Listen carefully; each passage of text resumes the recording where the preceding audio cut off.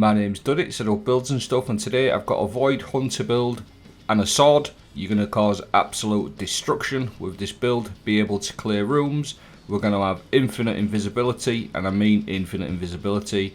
We're going to have health using Devour, and like I said, we are going to be able to do some serious damage against mages, miners, and on top of that, we can even use this build for DPS. Look at these numbers here, 75, 75, 76, over 150k bests, absolutely crazy. So we've got everything going on with this build: stealth, destruction, health, invisibility, and DPS.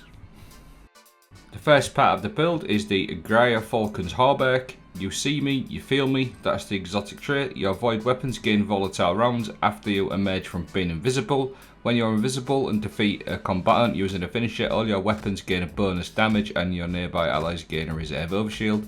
But when you pair this with Stylish Executioner, the void aspect, this chest piece just converts into a stealth machine, because every time you defeat something that's weakened, suppressed or volatile, you're going to gain invisibility and true sight. So with Gyrfalcons, every time you come out with invisibility, you're going to make things volatile.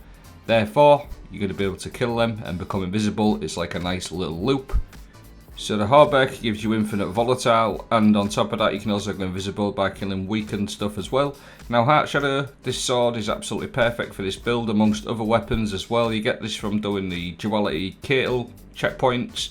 Heavy attacks made with full sword energy turn you invisible and fire exploding void projectiles. This obviously works perfectly with Hauberk, but it's got the exotic perk on there, Shot in the Dark. Remaining invisible grants its weapon increased damage. So every time you come out with invisibility or hit something with this sword, you get a 15% debuff. Plus, while that Shot in the Dark is active, you get an extra 10% damage to your sword, so you get 25% damage for about 5 seconds while that Shot in the Dark keeps active. And it's also got a catalyst on there which gives you faster movement while you're invisible. So you can imagine this sword is absolutely perfect for the Gyrfalcons Hauberk, and this is the type of stuff this sword can do with your Stylish Executioner, your Gyrfalcons Hauberk. You can literally just keep things infinitely volatile, taking advantage of the invisibility and the burst damage from the sword. Like I said, once you've got that Shot in the Dark active, you do an extra 10% damage on the sword, plus the sword applies a 15% debuff as well. So it's absolutely crazy. You can see the damage it does against tanky targets. It just absolutely wrecks them, and it's perfect for clearing ads as well and tanky targets, so you're covered for both type of things. It's absolutely disgusting, but we can add some really good things to this via our Fragments. Echo of Undermining, your void grenades weaken targets, and then Echo of Harvest, defeating weakened targets creates an orb of power and a void breach. These two fragments are absolutely perfect. And then on top of that, we could take advantage of Devour via Echo of Starvation. Picking up a void breach or an orb of power grants Devour, so you've literally got Devour every time you want. The last fragment is Echo of Obscurity. Finish your final blows, grant invisibility.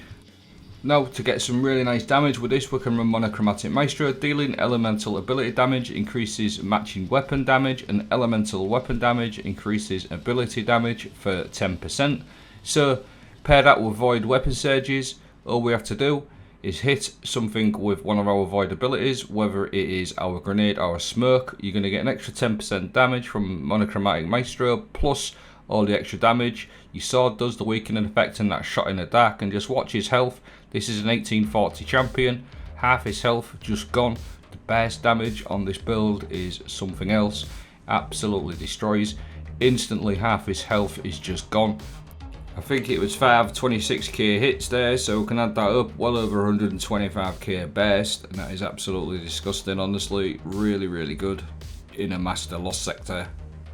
The versatility of this sword, like I said, it's got everything. You could use it for killing champions, for ad clearance, whatever you wish. We've even got some DPS to show you how you can use this for DPS situations as well. But burst damage personified, this sword feels absolutely insane right now. The other thing about the sword, it is a debuffer as well. It does apply 15% debuff for you and your teammates. So for situations like this, if you've got like a couple of titans or so whatever, just to take advantage of that weakening effect with you, you'll see my mate coming here with a thunder crash, get that extra 15%, and just destroy things that way as well. So for more protection, more sort of survivability, we can run weapons that feature Repulsor Brace, defeated a void debuff target, grants an overshield. That also works with Gyrfalcons Stylish Executioner really well. Destabilising rounds, final blows cause nearby targets to become volatile. When you pair that with Stylish Executioner, that perk is literally free invisibility. So it's a really good perk to run this one. There's loads of different weapons that feature Repulsor Brace, so you can get a nice overshield. I'm not going to go for every single one, but Commemoration, Age Old Bond, things like that. I actually used this sword for DPS on the Crota raid against Deathsinger and against Crota himself, and this sword felt really strong. You hopefully see some of the numbers here that I was hitting. The other thing to take into mind, I've probably mentioned it before as well, this is a debuffing weapon for you and your teammates, so you can add some really nice weapon damage for yourself, and on top of that you're also applying a constant debuff for your teammates as well. Even though one of my mates was running Divinity, I still wanted to see what type of numbers I was getting, and I was always in the top 2 for DPS, especially against Crota. It was really good. I was consistently getting between 4.5 and 5.5 million with this sword, so it felt really nice. I'm not going to go out and say, oh, it's like the best sword to run for DPS, but it's just an option.